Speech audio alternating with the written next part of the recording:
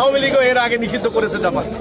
তো আপনি সুযোগ পাইলে যখন তারা মনে করে যে অমুক দল নির্বাচনে আসলে কম্পিটিশন হয়ে যাবে, আমরা জিততে পারবো না, তাকে নিষিদ্ধ করে দেওয়া হয়। আওয়ামী লীগ করে নাই? আওয়ামী লীগ তো করেছে, বিএনপিকে নির্বাচনের বাইরে রেখেছে, জামাতকে নিষিদ্ধ করেছে। ওরা এখন খেলার মাঠে গোল দিতে পেরেছে, ওরা এখন নিষিদ্ধ করছে।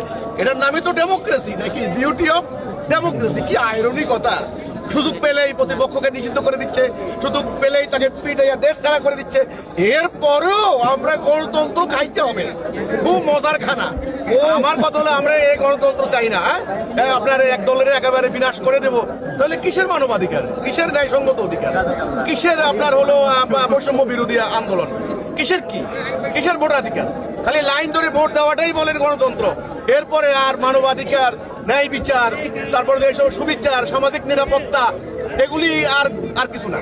এই জন্যে আমি বলি ভাই, আওয়ামী লীগের নির্বাচনে যেতে দেবে না। আওয়ামী লীগও তা করেছে। তো এইটা গণতন্ত্রের মধ্যে ওরা মনে করে এটা যুদ্ধ, রাজনৈতিক যুদ্ধ, এটা নাকি যায়। আমাকে প্রশ্ন করেন এটা আওয়ামী লীগের অধিকার নষ্ট হয়েছে কিনা। ওই অধিকারের কথাটা এর আগের দলও বলতে পারে। আমার কথা হলো সিস্টেমটাই। আমি বারবার বলছি, এই সিস্টেমটাকে বাদ দিতে হবে। এই সিস্টেমটাকে এই হানাহানির রাজনীতি মুসলমান করতে পারে না। মুসলমানদেরকে আল্লাহ রাব্বুল আলামিন একটা বিধান দিয়েছেন, ওই বিধান দিয়ে আমাদের রাষ্ট্র চলবে, সমাজ চলবে, আদালত চলবে, তাহলে আমরা শান্তি পাবো। কথা শেষ। আমরা এই সিস্টেম মানি না।